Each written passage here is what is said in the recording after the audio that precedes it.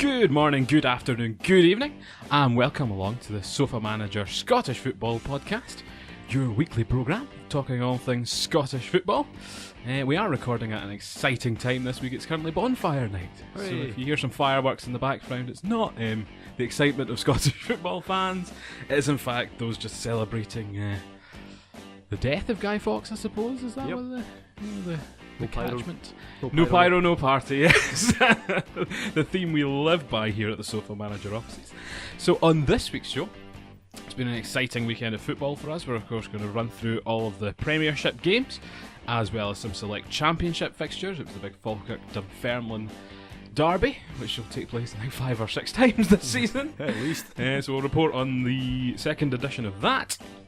Also go through and cover some news stories, as well as our usual predictions feature. So alongside me, Paul, for this evening's show, is the henchman, if you were listening into last week's show. But he's not that type of henchman, if that makes any sense. It's John Brown. Hello, John. Hello, Paul. How you doing? Good. Missed you last week, John. Well, you're done, so it's okay. Yes, I know. Dan did a very good job, and we did nothing but slate John because we thought he wouldn't listen. And I did. Sadly, he did. So, no, good to have you back. Good week of football in the books, John. Aye, not too bad. Yeah. So, let's crack straight on.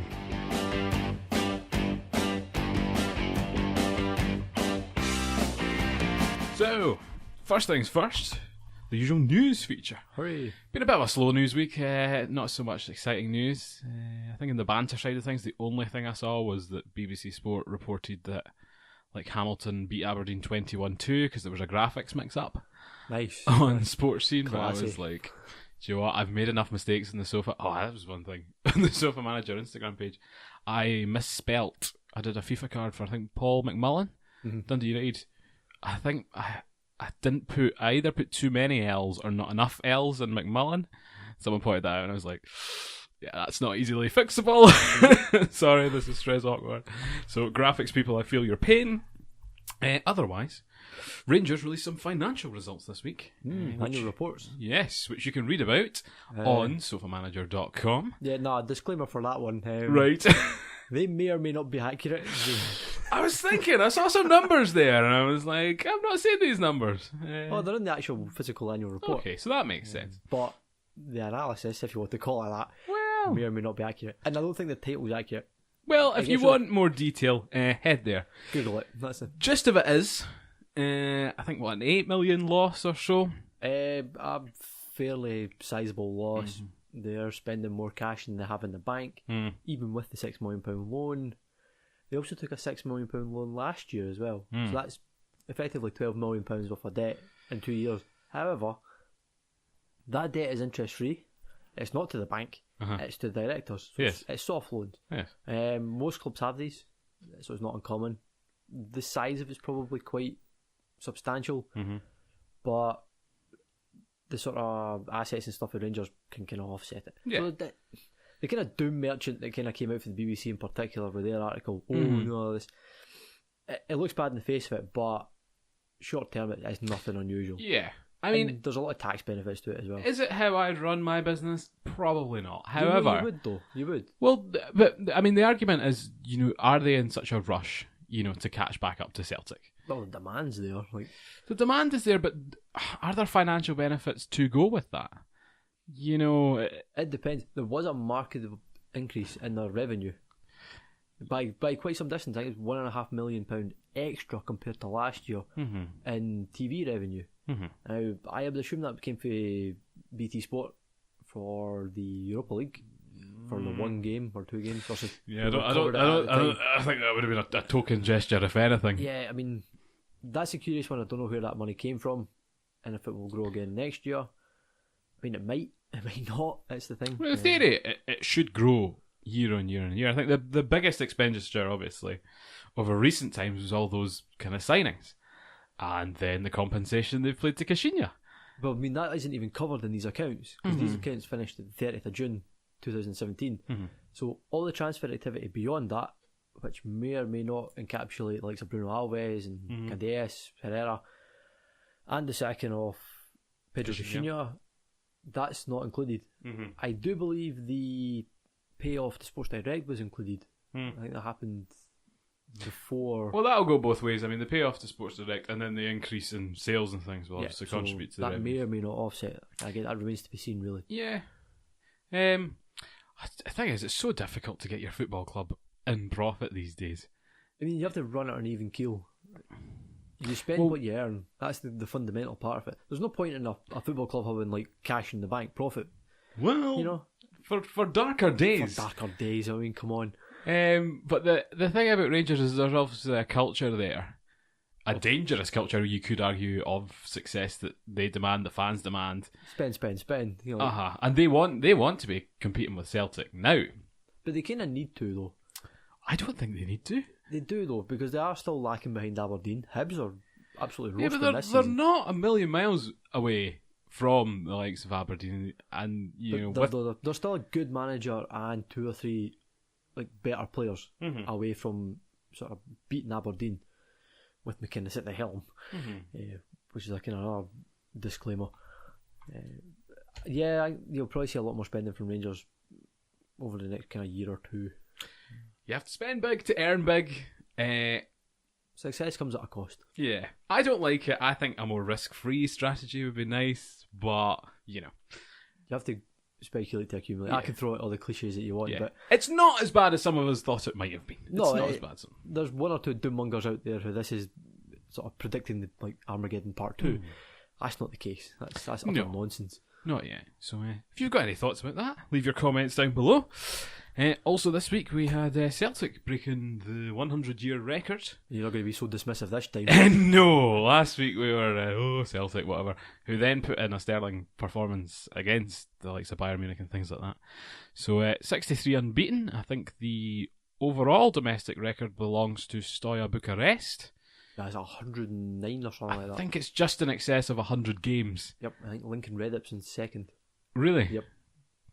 I mean, it's not really a coveted record by anybody, is it? If it's like Steaua Bucharest and Lincoln Red Imps. I mean, I couldn't remember what Arsenal's record was when they went unbeaten. They went an entire season unbeaten, but I think it was just in the league. Yes, it was. So that doesn't really count. So it must be... It's a British record for sure. I don't know kind of what the gap is between them and Steaua. If there's more. Yeah. Or I mean, for me, I find it strange that they're all sitting there celebrating with a champagne with a number 63. Is it Kieran Tierney's number 63, by the way? Or she got a different number? I'm sure it's tied to Lisbon, so I was like, 63, is that a weird conspiracy theory? Get your triangles out now. Illuminati. Aye. But I find that really strange that, you get beat by Bayern Munich 2-1 midweek, and then you're celebrating all this domestic success, and you're thinking, is it that much of a success? But then also, how are they so far away from the rest of us? We've all been playing in the same league forever. It's been really good management, strategic management. They've bought in what they've identified as really good talent. Virgil van Dijk, players of that ilk, Ki Sung-young, at the kind of 2021, who have kind of fell out of like the Man City Academy or big Premier League academies. Nurtured them in a league that you're allowed to kind of do that at that level for Celtic and sell them on for a huge profit. Yeah. And have add-ons. The thing is as well, they've probably produced some of the best kind of Scottish talent in recent times as well. I mean, that as well, you cannot knock their contribution to that Scotland squad. I think Tierney. You've got Tierney there. You've got McGregor's just been called up, I think. Came for the Hibs Academy, but performs predominantly for Celtic. The system that they kind of played, I think it was particularly for Slovakia, was a Celtic-based possession, direct movement. It was really, really good. And you've got to kind of appreciate that a wee bit. Oh, yeah. A brilliant combination of different things. And that is what makes them so difficult to catch. They have a system that is beyond anything that another Scottish team can even comprehend building. It really is head and shoulders above everyone else. And the Bayern Munich reserves kind of found out that midweek. They never put a full strength squad, so it's hard to kind of judge. Well, see, that's the thing though. You look at them; they were playing so well midweek, and I only watched the first half, and then because I saw the first goal conceded, and that was child's play defending. That was absolutely awful. It was hopeless defending. They made themselves look like the teams they're thrashing at the weekend. Yeah. And I find that really odd from a mentality standpoint. Like, you're going out there, you're thumping teams. You must all be in the dressing room thinking, right, we're going to go out and absolutely smash this. And then you're kind of quivering, come midweek. And not in a good way. Your Hogwarts, what's this? Well, so it's... I find it very strange, and that's a huge thing for Brendan Rodgers. That's a mentality thing for sure. But to overcome. I'm sure it came out, I don't know if he really meant it or not, to say if they do get to Europa League, they intend to win it, or like push to win it. I think that's a very viable... That's ambitious. Why not? Well, what, Ajax got to the final last year? Probably a bigger club. Better players. Not really. A little bit. I wouldn't agree with that. I think similar size club.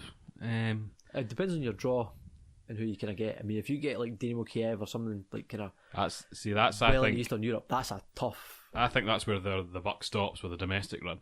If they get the likes of Kazakhstan away in the middle of the week, although they've not really shown it thus far. Again, the fitness is just ridiculous, which we'll come on to a bit later. So I think they're more likely to be beaten at home at anything else, because I think they've looked so strong away. But at Celtic Park, teams like Dundee have pushed them close. Teams like Kilmarnock pushed them quite close. So I think that's where the buck will probably stop. Yep, I still think it will be Hibs that beat them. But nope. Also, speculation still ongoing about the Rangers job, about whether McInnes has signed a hush-hush agreement to go to Rangers, and that they've kind of got the international break to sort through that.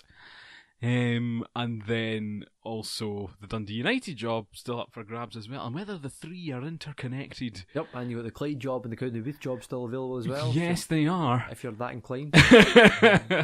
Obviously, the five jobs then, are all interconnected in some weird and wonderful way. One will be triggered by the other in this merry-go-round or musical chairs situation.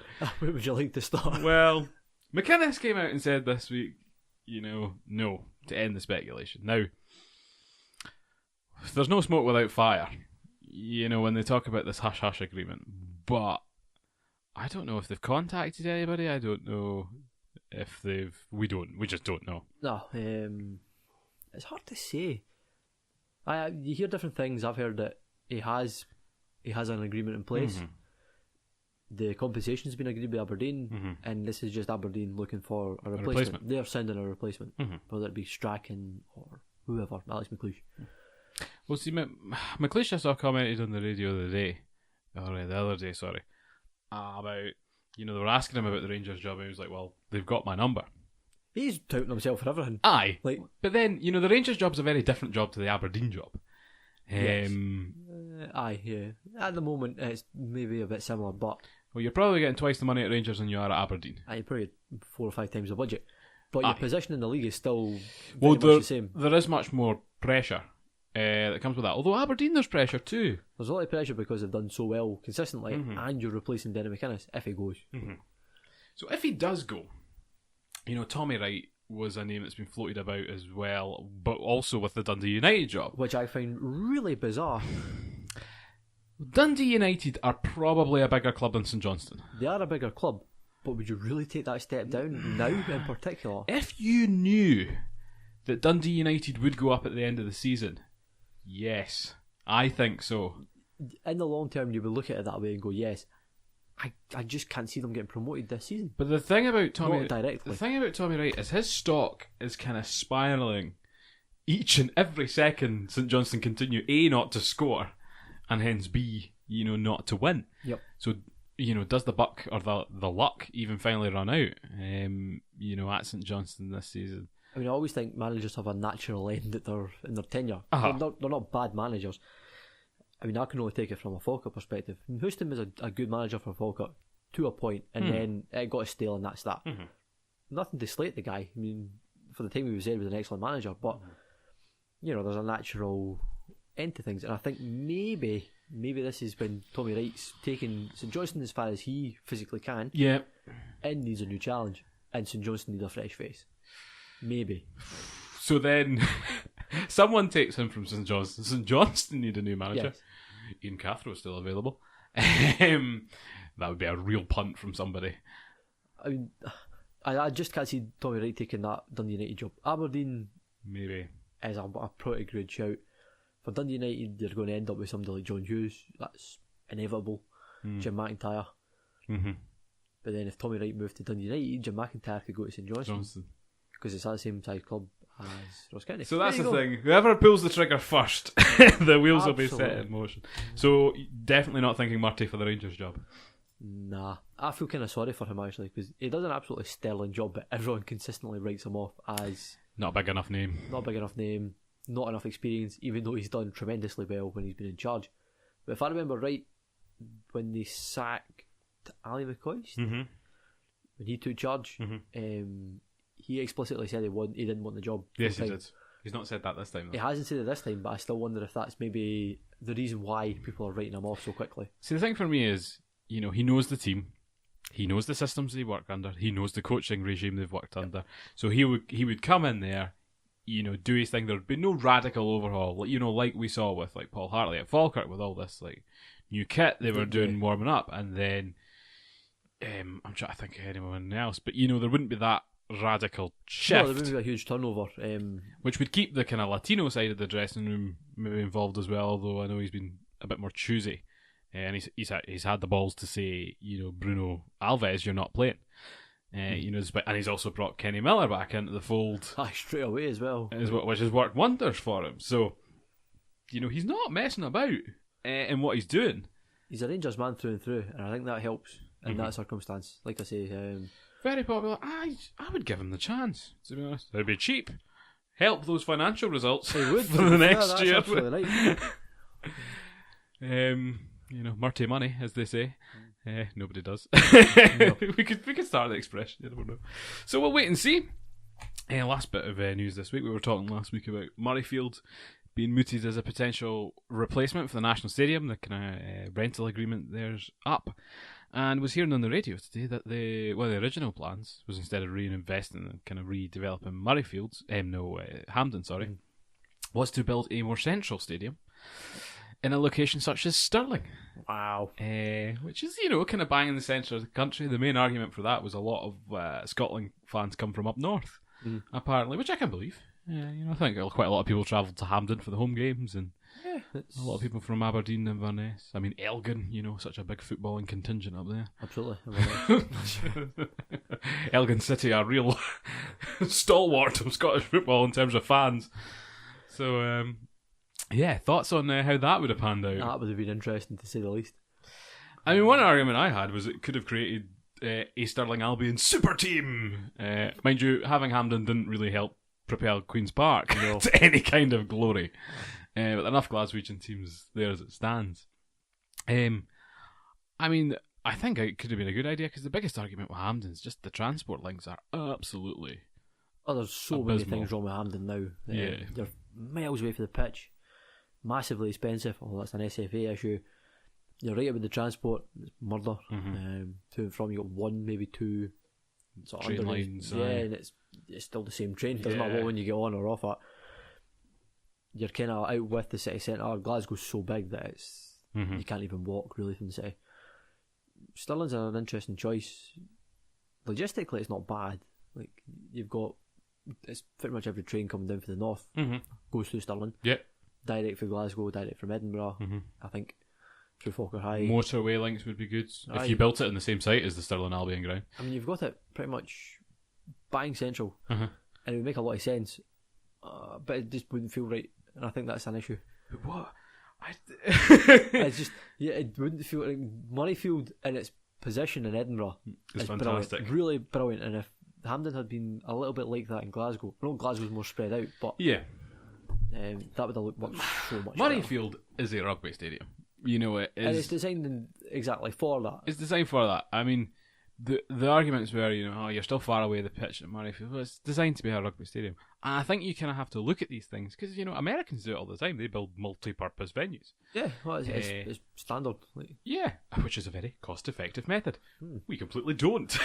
And chose to redevelop Hampden at a very expensive cost and not really fulfil anybody's needs. I mean, they rebuilt Hampden in effectively the same shape and the same issue. Well, they would just be seats instead. Yeah, they didn't really rebuild it. They just kind of renovated. Yeah, they put new things on top of an old an old shape system. So, I mean, the idea as well is, do you rotate it around the different grounds in Scotland?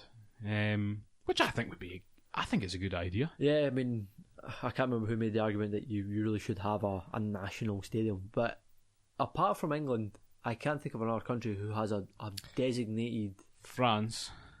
They rotate a lot as well. It's mainly the Stade de France. Stade de France comes into Marseille now. Lyon's pretty big. Well, no, they obviously have the new stadiums for the European thing, but it was always the Stade de France before, for the football and the rugby. For really, really big games. Even Italy do it now they use the Stadio Olimpico for both rugby and football. Well, that's been massively renovated as well, isn't it? In the coming weeks and months. I'll find out in a couple of weeks. It's being massively renovated. Yeah, that's a good point. I'm trying to think of anyone else that's... Spain rotate a lot. Germany definitely rotate. Well, they usually use the Olympia Stadium, but I know they've definitely used... I mean, they use Bayern Munich a lot.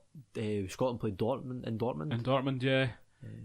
England played in Berlin. Spain rotate. Portugal rotate. Probably.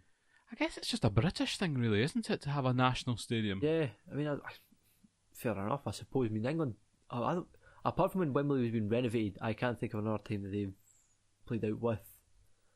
Well, I remember even when Wembley was being renovated, it was mainly Old Trafford, I think. I think got the brunt because it was the biggest stadium. Yeah, so I think it was mainly that all the time.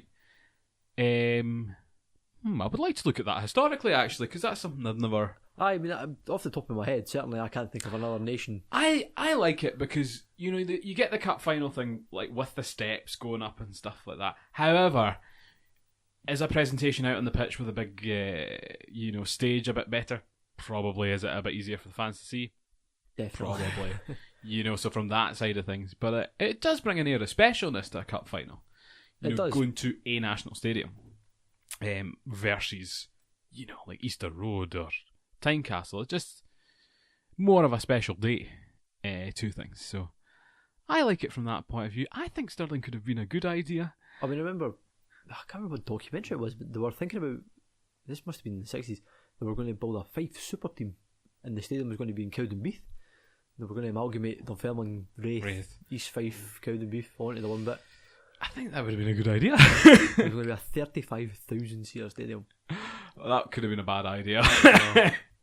Well, the thing is that between Dunfermline, you could probably squeeze at best 10,000 people if they were doing super well. I mean, if you could combine Dunfermline, Cowden, all the Fife teams, and probably fit them into East End Park, no problem. Probably. Even the Starks Park. Thing is, they're all so close as well. Like Kirkcaldy and that's pretty close. This goes down a different argument, of course. Aye. So no, I think Stirling could have made the Premier League if they had the stadium and the facilities. Maybe. Could have bought Jay Rodriguez back to relive his Stirling Albion glory days. Aye. Any other famous Stirling players? They look like they could actually win League 2 this season. They're doing pretty well. I think Stenny are chasing them quite hard. If they do win the league, Falkirk announcer I work under will have to do that match, and I might have to do a Falkirk first team game. So, if you want to see a banana skin that day, come to the Falkirk Stadium. Anyway, I think it's time to move on now to our Premiership games. Yes. Watch Sports Scene this week, John? I did for once. Lots of jovial banter between the pundits this week. Top bants. Some good jokes there, but I've forgotten them all now. Typical fashion. But they were all in jovial form. So, first and foremost, Celtic 4-0 against St Johnstone. No much a surprise here. Not very, very comfortable. Still the same side for the midweek, Champions League as well. So again, not really showing much fatigue.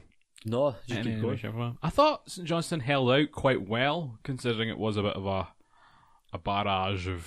It was only a matter of time before they would concede. Yeah. Any team concedes against Celtic, but like you say, St Johnstone are on a sugarly peg at the moment. I think for me, at the start of the season, Michael O'Halloran playing super well, banging in all the goals. Now injured and out. And you look at how they did last season. Danny Swanson was the catalyst behind that team. They played well when Danny Swanson played well, and I think now, O'Halloran's that guy for them. Stephen McLean, the striker, is not that much of a goal scorer. I think Kane on the bench is not that much of a goal scorer. They don't have a great midfield. if we're honest, between... Nah, it's not brilliant. Even, like, they showed it in the highlights that Alston, like, not tracking back. Mm-hmm. I think he's beginning to kind of get found out a little bit. I feel kind of bad for him. He's never really set the header like that's what he did for Falkirk. No. Well, he got tough competition there in the likes of Murray Davidson, who again, not really playing too... It's just injury issues, it seems to be. Some of their best forward player was from the likes of Ricky Foster, who's a fullback. And that's alarming. And I think Stephen Anderson's maybe starting to show his age this season. A wee bit of Christ. He was at fault for at least 3 of the goals. But then last season he was so good for them. He was... There comes a point though, like... Cup of Falkirk, that's where the rest of them seem to go. Oh, did he? And yeah, Shaughnessy's kind of gone from showing good form to not playing so well. But I think, when you see Dembele, playing as well as he is. Dembele, Sinclair came into a game, Tierney was just as magnificent as ever. But my thing is, with these guys playing in Scotland, and we see how far ahead Celtic are, do they warrant these like tens of millions of pounds as a price tags? Even though they're playing against just complete junk week in, week out. And we saw, actually, Dembele's not been selected for France. So... Are we surprised by that? Well... Mbappe or Dembele? Well, no, but if you're talking... Well, like, I think of French strikers, though. Mbappe. Martial. Well, no, but he's a winger. Giroud. Giroud's even a better player than... Do you think Giroud's better than Dembele? Yes, for international games, absolutely. Really? Yeah. I'm not so sure. I think Dembele's more mobile, but the chat is that the two of them will go for between like 20 and 30 million pounds. If the thing about Man United was true, there'll be a combined deal, 50 or something like that for the two, which is a good deal, really good deal. Is it? Aye, £50 million. It's a risk, though. £50 million. Yeah, but do they show it on the Champions League level that they would be playing at week in, week out? Well, Tierney definitely did. Yeah. And I would imagine that Dembele, with the right player around them, would absolutely do it as well. You look at, Robertson is barely breaking into that Liverpool team right now. Yeah. And is Tierney a much better player than Robinson? Tierney's a better player than Robertson. Absolutely. You think? Yeah. I think Robertson's still got that kind of wee boy look about him. It's a bit weedy. But then Tierney's obviously signed this massive deal. Aye, but that's to get the money in. The big money. So it would be interesting. I guess Valencia's coming to the end of his time at Man United, so there could be a wee gap for him there. He'd be better than Shaw on the other side of the pitch, that's for darn sure. Very much. It reminds me actually of another fullback this week, Patrice Evra. He was sacked. Yeah, he was sacked, which is a highly unusual move in the world of football, even though, they didn't sack Luis Suarez when he went and bit the guys, yeah. Ivanovic. The really weird bit about that was the Marseille fans were actually trying to attack him. Yes. He just retaliated with a bit more force. This was an away game, wasn't it? In the Yes, it was in Portugal. Europa League or something like that. Vitoria Guimarães. Mm-hmm. And he volleyed a terrific volley. They give him credit. But it was before the match. So he was in the starting 11. Aye, he got sent off. He got sent off. Yeah. Before the game. And then he was sacked subsequently. Oh, that's horrendous. And it's funny as well because he's one of the more kind of popular guys on social media as well. He's always kind of messing about, out doing his thing, being quite a popular guy. I don't know how he's been performing for Marseille. I presume poorly. Well, as much as if he's going to cantonise fans in a moment of madness. So his career's probably over now, really. In France for sure. Yes. I don't really see much there, so... who was talking? Yeah, don't do that, Kieran Tierney. Don't do that. I've been put off Armstrong recently as well. He's just not been scoring, and he's been missing quite a lot of chances of late, I think. He blows hot and cold. I don't know what is. Armstrong's a strange one because you always think, well, Rogic will come in and do a good job. Better job. Rogic is terrible off the bench. But he plays so if you start him, he only play for an hour till he's tired. Yeah. And then you bring in Armstrong, and it's the same kind of issue. So, yeah, I mean, but again, he was the hot guy going at the end of the summer with Premier League teams and things looking at him, and he's kind of not kicked on really so much from the end of last season. But so we'll see how that goes. St Johnstone go for a record of their own in terms of their goal drought, and I don't see that ending anytime soon. I think they've got a couple of tough games coming up as well. Hibs away, Hearts away. I think Rangers in the mix. Well, we'll wait and see how that goes, but I think this could be the season they're punted out the top 6. Oh well. Next game of the weekend, Hamilton 2, Aberdeen 2. Aberdeen just can't beat this team at New Douglas Park. These were shockingly bad down your left-hand side. I mean, well, I thought Shinnie had a good game at left back. Although all the highlights of him playing well were going forward. Yes, and the centre mid as well. Aye, so you could maybe argue that. I thought Hamilton were pretty good in this game. I thought Templeton could have had a hat-trick. Templeton could have, probably should have had a hat-trick. Dougie Imrie's free kick is an absolutely stunning goal. Quality free kick. I hate the guy, but it's a great free kick. But he's the player that keeps on giving for Hamilton. You know, he'll battle on. Keeps going, and he is a real character, a real gritty character of the Scottish game who will you love to hate. Wind you up. So that was brilliant. And I thought they deservedly equalised. The way they went 2 behind was a bit. Greg Stewart's goal was quite a good goal actually, with a wee chip in. It was a quite tidy finish for a guy who hasn't scored yet this season. Aye. I was very composed. So that was good to see, because I think Aberdeen are still trying to get their 3 front men kind of. They're really struggling to figure out who to play where and when. Well, that's a real issue. They showed you the formation on Sports Scene, and again it was lopsided to the left with Mackay Stephen. Yeah, it's like, that can't be. There's a complete imbalance in that squad, and you're still trying to shoehorn Stevie May, Adam Rooney. You've got Nicky Maynard there. You've got Greg Stewart. Maynard just doesn't seem to be good enough. No, I think the only really good striker there is probably Rooney. However, because I don't think May's on it. You know, May's been played out of position far too often, and I think the style of play Aberdeen doesn't necessarily suit him. It's a bit like when Andy Carroll went to Liverpool. It just doesn't work. Similar hairstyles, I suppose. So that's not really working. And then it was Carrie Arneson got their second, and a really good header. It was a really good header, but I thought he had a pretty bad game. Just in the heart to try to get organised from the Hamilton's counter attacks. I mean, there's one or two small issues with Aberdeen at the moment, like the defence. They just don't look comfortable. I think it's an organisational thing. Because see, when we watched them against Hearts, they just... Oh, they were everywhere. Effectively playing one centre back. And I think that kind of still shines through, and they're still trying to bed in the kind of youngsters and stuff like that. But Hamilton did hit them well in the attack. I thought they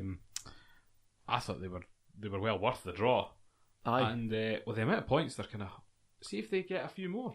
That haul could see them through at the end of the season and safe. Pretty much. But not that far off, I don't think. Yeah, but the same kind of thing, everyone kind of cuts each other's throats at the bottom of that league. Mm-hmm. And you'll probably keep seeing that. Dundee will pick up 1 or 2 results, Kilmarnock won't, and then it'll be vice versa. You've got Ross County who are kind of teetering. Good days, bad days. I suppose we'll as well going on to that next, which yes was actually a really, really good game to watch. Know. Especially for the highlights. I was just like... Well, just before we move on from the Aberdeen game, my only concern is that's 3 Scotland internationalists can't beat Hamilton Ackies. Brilliant. So that's my... Thanks for that. That's my ending point there. Good luck against Holland. Hibs 2, Dundee 1. Is that the game you were talking about? We'll do that anyway. What game did you want to talk about? I've already forgotten. Ross County 3, Motherwell 2? That one. Okay. Ross County 3, Motherwell 2. Michael Gardine scoring some goals for Ross County. For once, yeah. Aye. Well, that's what I said at the start of the season. If Gardine gets firing for them, they're sorted. That makes our season, absolutely. Because he seems to be the Ross County man. He's not really managed it anywhere else, be it, I think, Dundee United. I'm sure he went on loan somewhere else, didn't really pan out. So, and a great finish from that youngster, Keeler Dunn. He looked really, really good. A couple of really good crosses. The one thing that kind of caught me there was the 2 of the Ross County goals were almost carbon copies. Guy kind of effectively the back post headed back across goal. Yes. And a good finish by Gardine. You're thinking, like, it's happened once before. Surely you won't let it happen again. Like, come on, guys. Well, like 3-0 up before half time. Aye. I bet the Ross County fans couldn't believe their luck. Like, it looked incredible. They kept playing their wee tunes after the songs and stuff. I was like, this is nuts. Owen Coyle, the Messiah. Well. And then Louis Moult comes on with... Oh, he was already on. Graham Bowman came on. Which changed the game entirely. His header was tremendous. It's beautiful. I was akin to that, like, Lewin... Oh no, was it one we saw from Cavani against Celtic or something? He's kind of running back almost. And I'm not that season. comparing Graham Bowman to Edinson Cavani. Sorry, we do that other time in the show. Yeah. I've already compared Andy Carroll to Stevie May. Aye. Well, you think, is it maybe Bowman and Moult is that dream combination? Maybe Moult doesn't really work without the other. They're the talismans. I think with both in the park, the rest of the squad believe they can do something. With one or the other, though. Yep. Cadden and Tate look okay. In fact, they look a lot better when they know they have like Moult to kind of aim at, and Bowman as well there. That will define Motherwell's season if those 4 or 5 players stay fit and they keep on believing they can achieve. Don't stop. Well, I mean, they are on a bit of a down though at the moment. They've lost the last 2. For once, Stephen Thompson actually made sense on Sportscene by saying, that cup final will be in the back of their mind. Like, God forbid if one of them gets injured for that game. Like, they've had it. That is a real worry. But I'm not a worry. But for me, they had this sort of carefree attitude about them kind of earlier on this season. Everything looked relaxed. Everything looked chilled. They looked confident. There was no real pressure on them at that stage, though. No. Like, a lot of people had written them off, myself included, and they've achieved wonderful things. That was a very kind of Donald Trump moment there. But you really hope that they can keep Shut it going. down the Sofamanager Twitter account for 11 minutes. Build a firewall. Well, we'll see how Motherwell gets on. We'll see. I think they're losing a bit of that carefree spirit, and this is not a good time to be losing games for that cup final. And I know we've got the international break coming up. I just put Celtic into a kind of easy street. Get them too complacent. They've probably had it. Won the game before they've arrived. Aye. We'll wait and see. Hibs beat Dundee 2-1. A bit funny, it looks like Scott Bain. Keeper's on the way out. Some disciplinary issues at the club meant he didn't play at all. He seems to have fallen out with Neil McCann. And another rumour I heard was he could be going on emergency loan to Falkirk, which, Well, I heard it was actually going to be Jack Hamilton for Hearts. So. Jack Hamilton. Oh yeah, I forgot about him. He may be on his way, because Robbie Thompson isn't rated. But we'll get to that. we will. We will get to that. Popular emergency loan deals at the moment. Shows you how desperate things are. I absolutely panned 2 weeks ago. Martin Boyle is hot as hell at the moment. It's quite terrible defending though when you see it. It's pretty bad. The guy. It's a good finish though. It's a good finish, but he should never have been allowed to shoot for that. I think a marked improvement from Dundee's defending last week though, which was... I've never seen it, so I can't really... it was beyond schoolboy errors. And then flipping Marcus Haber. His first goal since May. A really good header. Another good header. Goal. I don't remember the last time he even played. It's a blast from the past. Aye. I thought Deacon held off the defender really well. I think it was Hanlon. Oh, it was hideous defending. He's another international blooming defender now as well. Looking forward to that. Him and Berra at the set. Couldn't defend a lad we got for non-league in the summer. Brilliant. He held off really well. Good cross in and stuff. Should Stokes have been sent off? Yes. For groping? Well, stoking. Or stroking. I don't... Stokes, stroker. What can you say? That was... red card. I mean, I think the argument from Michael Stewart on the kind of punditry was there's no specific rule against it.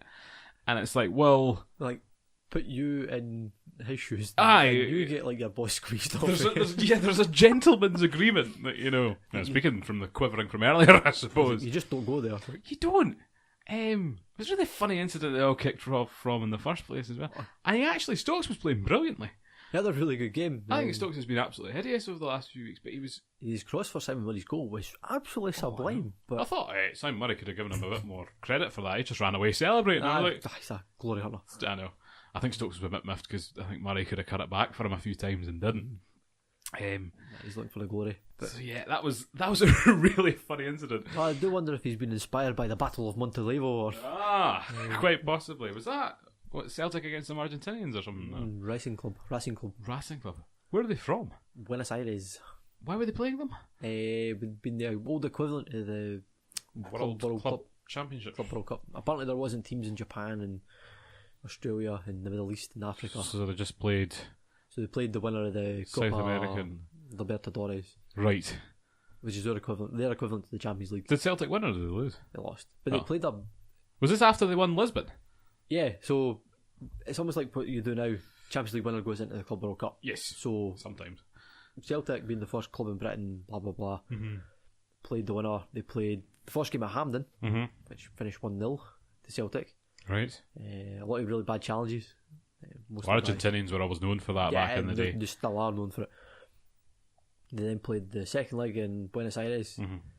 Finished 2-1 to Racing Club, 2-2 in aggregate. Yes. Okay. Rather than going to the extra time and penalties, they played another game. It went to a neutral game played in Uruguay. In Uruguay? Which is the Battle of Montevideo. Right. Which is the capital of Uruguay for all you geography nuts out there. Right. And that finish, I can't remember. But 4 Celtic players got sent off. That's the crucial part. Right. And got fined £250 per player. Back in the day. And a game that wouldn't have been worth that much, presumably. I mean, it was a big deal at the time. I certainly don't know. I don't imagine there was many away fans in 1967 going to Uruguay. I'm sure. There was interviewing a guy who went. He was only 6 years old. He said there was something like just over 100 Celtic fans made the trip. Right. Which is pretty impressive, because that must have been a 24-hour journey to get to... Well, there would have been a lot of driving involved, because I don't think there'll be many planes. Well, you would have to fly somehow. You'd need to get to America and then down. Well, even sort of Spain to Rio. Oh no, they'd fly to America. It'd be quicker flying from Spain to South America. It's closer. Don't know whether those flights were available. Check the Pan Am flights now and see. Well, fill us in, someone. Yeah, quite a story. Really quite interesting. I never knew that had happened. That was until these kind of... I think the video just popped up again on the web this week. It must be an anniversary. It did. It will be an anniversary. 50 years or so. But I was like, that's quite something that no one really talks about. But no one... Because presumably, the likes of Man United or Liverpool and things would have played in... No, they wouldn't, because Celtic were the first to win the Champions League. But then subsequently... Subsequently they would have, and again, you don't never really hear of it. So presumably it wasn't... So, I can't remember who won it after Celtic. British club. Right. But they must have played... What was it called? Just the Intercontinental Cup. Oh, right. Or I was going to say it's Intertoto Cup. Yeah, I was saying Intertoto sounds familiar, but... There we go, now the World Cup, Club Cup, which is a bit of a nothing tournament, really. Yeah, pretty much, I think was it held in... Did Barcelona win it in, like, China or South Korea or something the last time I saw? It was held in Japan. Is it not once every 4 years or something? It's not even... No, it's every year. Is it every year? Yeah. Because Chelsea played the Corinthians in Japan, and there was a fair amount of Corinthian fans that went. Did they not get beat? Some Mexicans beat somebody. Oh. I'm sure there was a Mexican team that beat somebody. Who knows? I don't know. Look at that up here in your spare I know. But, hi. Hibernian Dundee. Hi. I don't know how we got to that. Yeah, Dundee don't look good. They don't look bad. Aye, well, Neil McCann's probably going back to Sky soon. Yeah. See, my problem is they're losing games and not playing badly, and I think that's when alarm bells start ringing, because it's like, what do I do? Well, he came out and said, we worked on defence all week, and your defence let you down. Yeah. Twice. Yeah. It's a concern. Rangers beat Partick 3-0. And again, we pretty much probably expected that to happen, to be honest. That's a bog standard win. And Jason Holt playing quite well. Tavernier's younger brother scoring for Middlesbrough on Sunday as well. Seems to be a wide midfielder. So whether he'll be a better proposition than his brother. Both came through the ranks at Newcastle. That's interesting. So he went to Middlesbrough after that. Judas. Well. And then Hearts got beat 2-1 by Kilmarnock. Hearts chucking in yet more youngsters into the starting squad. I think another 18-year-old. Oh, that game really got my goat. Why was that? I have never seen Chris Boyd outpace any defender until... Yes. Until he didn't outpace the defender. He kind of did, though. No, he got behind him. Come on. He got behind him. When was the last time you seen Chris Boyd do that? Well, that's one. Ever. It's one of my highlighted notes. How does Chris Boyd slip in behind the defence? It just doesn't. And when you do that, you know he's going to score. You don't see the 12 o'clock shadow. No. It was a fantastic equaliser from Goncalves, though. Yes, that was a stunning goal. And he'd been trying that all game. Aye. Hit the post. Well, my problem with that, though, is it's an individual effort. And everything they tried to put together as a team was rubbish. Hearts are really frustrating to watch. I'd hate to be a season ticket holder there at the moment. The team's really... They lack a lot of creativity. And it's times you kind of watch them and think you lack a lot of kind of understanding of what your better players should be doing. But if they're constantly chucking in, a 16-year-old, an 18-year-old... Aye, and it upsets the balance as well. But week in, week out. I mean, you're playing Kyle Lafferty, and you've got Gonçalves playing wide, so why not... that's your main focus of attack. But it doesn't seem to be the case. It's just utterly infuriating. I think everyone's very, very frustrated with it. But it's Levine, so I don't know why we were surprised. I know. And they were sunk by a pretty good Frizzell Oh, spin finish. Yeah, the turn on that was brilliant. Oh, if you were playing FIFA, you could visualise that move in your head. That's a smash controller. Flick the analog stick, boom, into the back of the net. And, Kilmarnock, I would say, didn't create quite as much in the game, but, they took their chances, got the 3 points. And, can Steve Clarke take these guys to the top 6, do you think? I think survival's number one priority. That's for a them. solid team. You look survival. at you look at absolutely. You survival. look at the names in that team. I think Jordan Jones is a fantastic player. Chris Boyd can still score goals, one of the only veterans that can. Greer has been a good defender in his time. Burke has been a good player in his time, and then they're backed up with young boys like McKenzie and the likes of those. I don't like Kilmarnock, so I think top 6. That is my prediction from them. But then I said that about Inverness, and they went down. So don't take too much stock in that. Just keep saying they're going to finish top 6. I'll be a happy man. Inverness won't even finish top 6 in the Championship this season. Which brings us on nicely to our coverage of the Championship.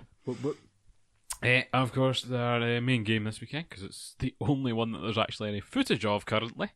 Whatever we could find. Yes, because we were physically there, and there is highlights up online as well. But that's the big Falkirk-Dunfermline derby. Falkirk 1, Dunfermline 1. So the game was a proper derby day, I would say, John, wouldn't you? Aye, it was actually quite an enjoyable game to watch, especially the second half, for all the right reasons.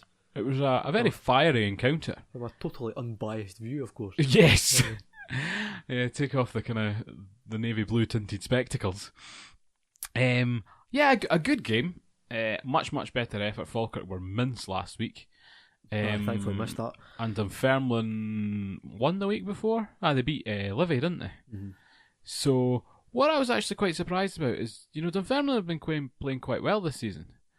And, before teams come to the Falkirk Stadium, everyone talks about how well they played in the last game, be it in the radio game coverage or whatever.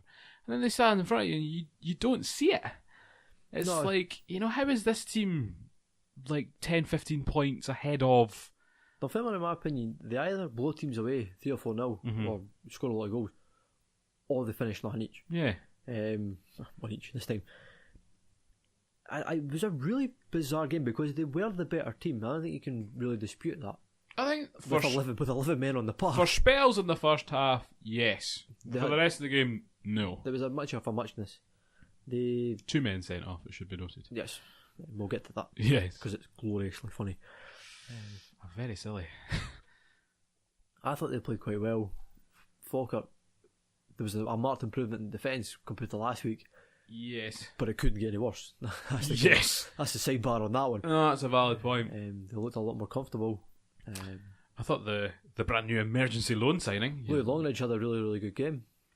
Very positive play, always looked to take the ball forward, which I think blew everybody in the Championship's mind. I think that could even put Dunfermline in the back foot. Go forward without playing in triangles or heading the ball. Unbelievable. Why can he run so fast? No, why is he going that way? That makes no sense. The goal's that way. Don't you know that we're supposed to... It's like back to Thompson. We're supposed to meander, yeah. This is not the correct path. I was sceptical of him, to be honest, coming from a lower Premiership side, not getting games. Well, he's still got a lot to prove. It's only 1 game. Well, 1 game's enough for me for the quality of that team. That's for sure. So that was good to see. But I was really impressed. Joe Cardle's someone everyone raves about, and he was like, Cardle had a really quiet game to the point he was subbed off, much to the frustration of the Dunfermline fans. Lucky no, he was sent off. Well, yeah, there was a few kicks and. We'll talk about the sending offs, I think. Yeah, that's good fun. So Callum Higginbottom with the first one. Lol. He'd been nicking away at a few players every now and then. Rightfully got booked. You can wind him up so easily. Yes. It was a really bad challenge for his yellow card. In fact, he was lucky to stay on the park. His second yellow, he just elbowed the guy in the face. That was a straight red. No doubt about it. Well, he got booked and then sent off, though. But it should have been a straight red, because that's a 3-match ban, automatic. Right, okay. Well, he got booked and sent off. Rightfully so, which was daft, because they're 1-0 up at that point, and that turned the game. There was no real reason to do it. Right at the start of the second half, too. Even his first yellow, I still can't understand what he was doing. I mean, he effectively two-footed the boy after putting in a really heavy challenge the first time. Ref played on. And then he goes in really heavy again. While the ref's sitting watching it. It couldn't be any closer. Very much hot-headed. Madness. That's poor game management. I know. And then the second boy, what was his name? I want to say McCallum. No, it's not McCallum. I don't care. He's a fifer. He got sent off for another second yellow. He came barging in after Muirhead. Cynical failed to break up the play. Mm-hmm. I think Muirhead had accepted the yellow when he got up. This guy took umbrage to it, and it all kind of kicked off. In fact, I'm surprised Muirhead never laid into him for giving his track record So as that, well. at that point, well, I know that's the one thing people were pointing about. Another hot-headed Falkirk player, and he was the one person to keep his head. Yep. But I guess he's learnt his lessons from the start of the season. I think he got sent off against St Mirren for some ludicrous challenge. I mean, that's one thing I would say about Falkirk this time round was they knew exactly how to manage that game to really wind up the Dunfermline players who are very, let's say, passionate idiots, frankly, for diving in as much as they do, rising to the challenge in a bad way. That it was unnecessary. I mean, there wasn't a huge amount of malice in the game to begin with. I still don't understand. It was much more charged than I would say the Challenge Cup game was a few weeks back. With that being the previous game, if it had been the Dunfermline home game at Dunfermline, I would understand the kind of carryover because it was a really charged game. Falkirk had 2 men sent off.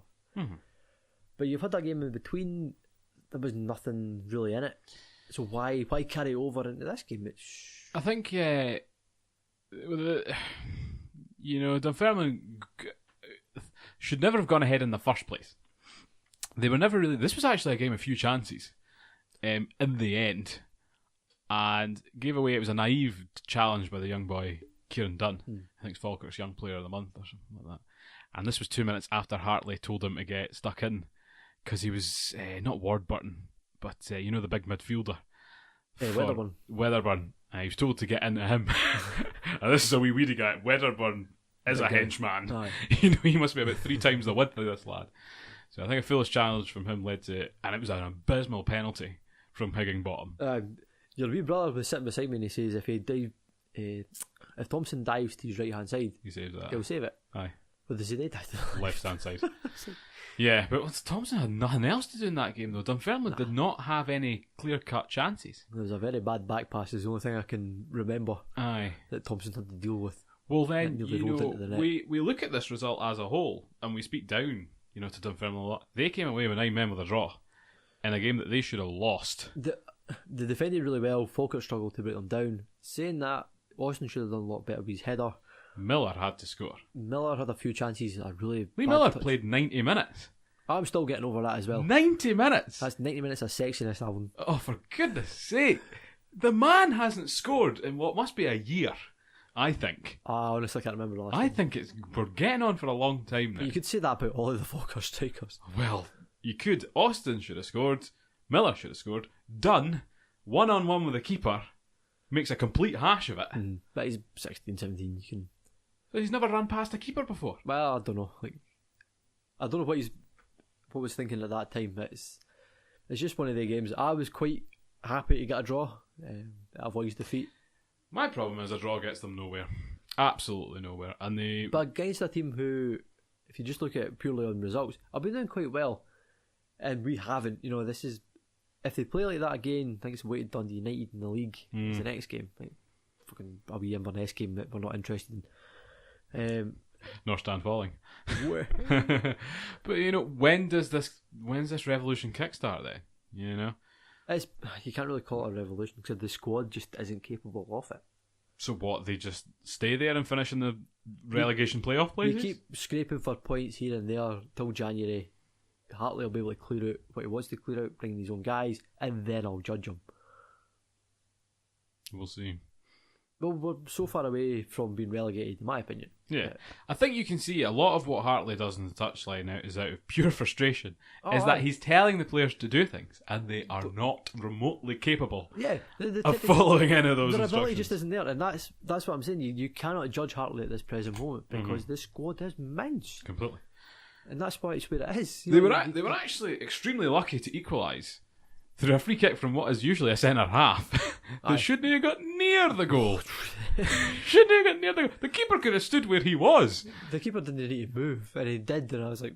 The only thing he needed to do the game, totally missed it, and ruined that there. We have to also say positively Mark Kerr. Anyway, moving on.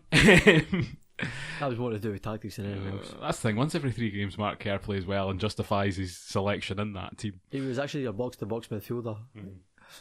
What's going on? This isn't right. Yeah.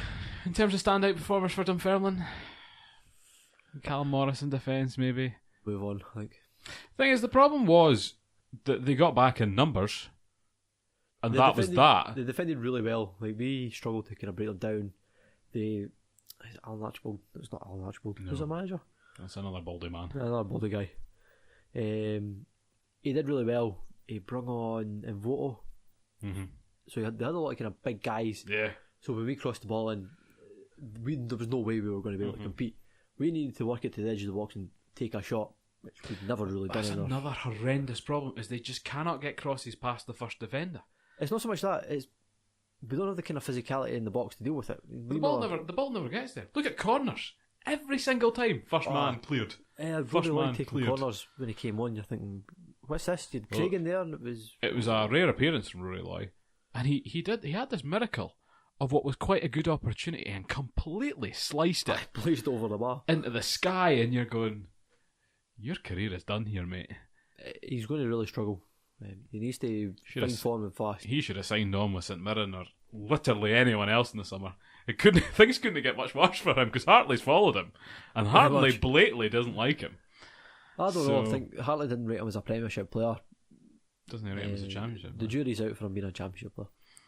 Well, sad thing, I think what Player of the Month was a boy that played 2 games, broke his leg, and Young Player of the Month is a player that's played 2 games that was freshly discovered and nobody had picked out before. Yep, 16-year-old. So that says a lot about the rest of the squad.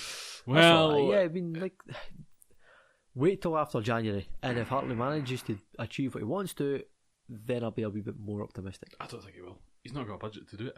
As long as we win the Challenge Cup. Aye, you go down. Brilliant. We must also say it was everyone was doing their kind of remembrance sort of ceremonies and things at the weekend, and huge credit to all the teams that did that, because it's a big event and it's a lot of organisation. Mm-hmm. So I thought the Falkirk one was really nice. I thought Rangers put in a lot of effort into theirs. And have you found Brendan Rodgers' poppy yet? Did he not wear one? Nope.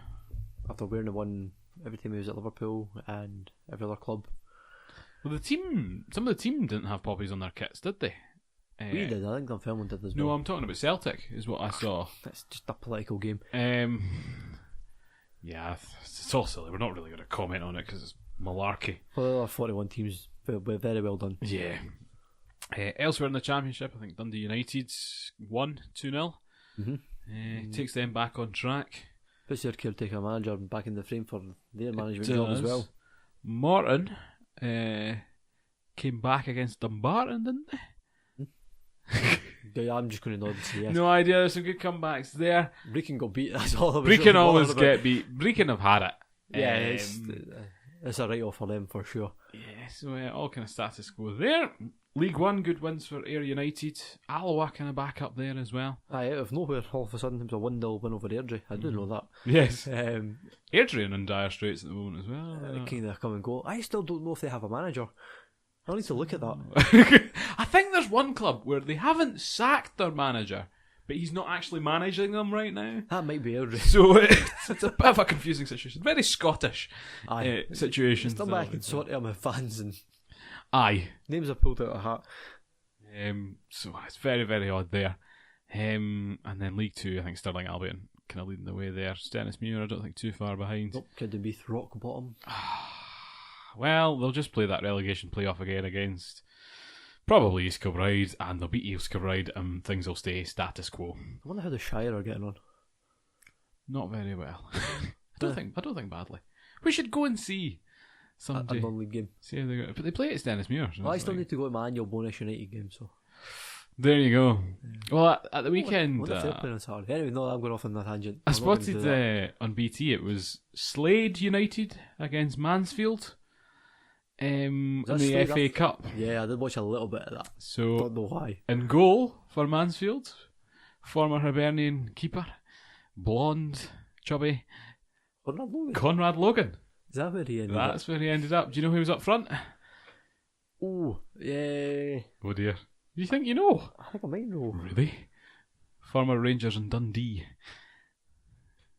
Nah, the name just escaped me. Kane Hemmings. Kane Hemmings. Kane Hemmings. Yeah, I'm sure Reece Bennett plays for Mansfield. I think he does, yes. Former Falkirk defender. And then Bobby Alesnik, I think, is their sub-keeper. Because he was at Torquay and then he moved on.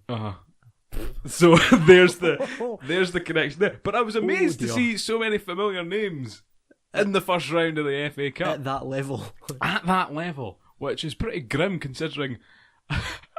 If you scroll back a year, Conrad Logan is sitting in a 52,000 capacity Hampden winning the Scottish Cup with Hibernian, and what he actually pans out to be is, Mansfield. Looking at his career is actually really funny because he was at Leicester for like 10 years. I left when they won the Premier League. Well, no, but he was on loan for like 7 years out of all those, and he never played a single game. I was like, why did you stay with a club so long that you never even got near? It's the easiest job in the world, though. Probably paid quite well too. So that was very interesting. I know that was one thing some of the Hearts fans were moaning about, was that their scouts are all based in Scotland, whereas apparently Aberdeen's are all based in England, down south. So that's how they were able to pick out, Shea Logan. And then I was like, well, there's not a lot of scouting to do with Stevie May and Greg Stewart and things like that, to be honest. But no, it's one of these things. You look at the kind of up and coming Scottish players are based in Scotland who go down to England, wait a year or two and bring them back up. See how badly they've done. Scott Allen was a prime example. Came back up again. Where's he? Is he still at Celtic? No. Is it Dundee? Is it Dundee? Yep. After being at Celtic. Rochdale. Well, no, wasn't it Rotherham? Rotherham. Maybe Rotherham. I think it was Rotherham. Oh, because he's not really featured for Dundee either that much this season. Well, so you can't look at the players that have went down on a kind of whim.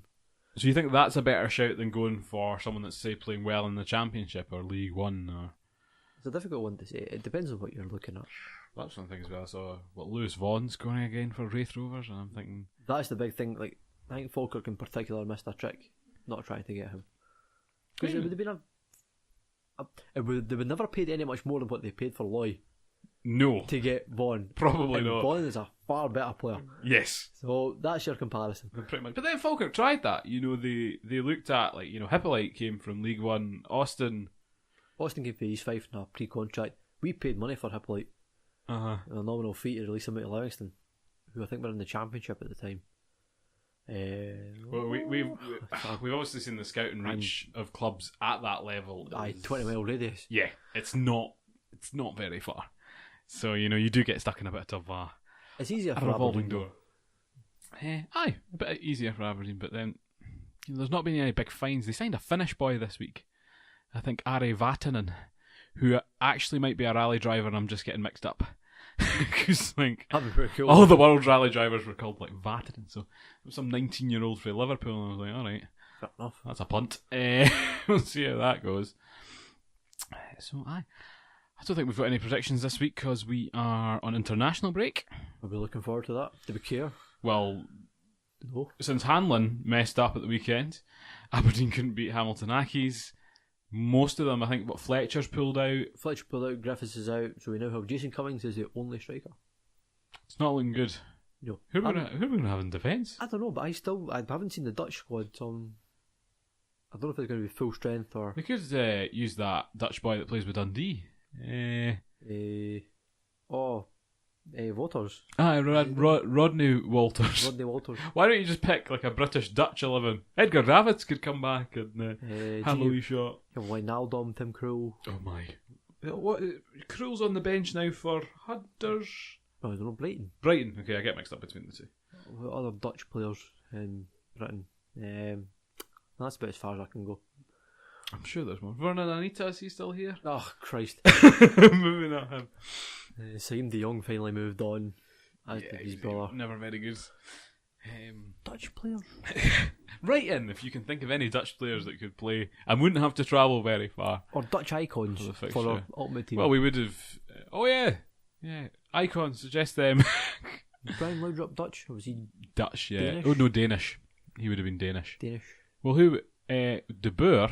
Ronald De Boer. Dutch. Who was the other one that was Dutch? His brother. Was Moles Dutch? Michael Moles. I think he may have been Dutch. It's a Dutch name. He wasn't German, that's for sure. Nah. Michael Moles. God, there's a name. Did anyone Dutch ever play for Celtic? Where was Rexon from? He could have been Dutch. I think he was Dutch. Fran Bronckhorst was Dutch. Aye. Does Rangers just buy Dutch? Double Dutch. There's so many Dutch. I don't think Celtic ever had a Dutch player. Oh, no. I'm sure Aberdeen used to have a Dutch keeper. Was it Van der Snow not from... Oh, Van der Snow, aye. But like he was never... Was he Dutch? He was Dutch, but he was like a fringe first team guy. He wasn't really... Still Dutch. Oh, but that doesn't really count. Was it Evie Skovdal? Was he the manager? He might have been the manager. This is that weird kind of pub rant. Well, this is for the quiz next week. Dutch players to have played in Scotland. So I think we will round off there. I'll say thank you very much for listening from me, Paul. Cheers, Paul. Oh, is there anything you want to say there, John? Have a good night, lads. I'll see you next time. Yes, and I think we've got a listener out there recovering from a wee operation in hospital. So we just want to send our best to them, don't we, John? Indeed, yes. Get well soon. Yes. So beyond that, have a good afternoon, a good morning, and a good evening.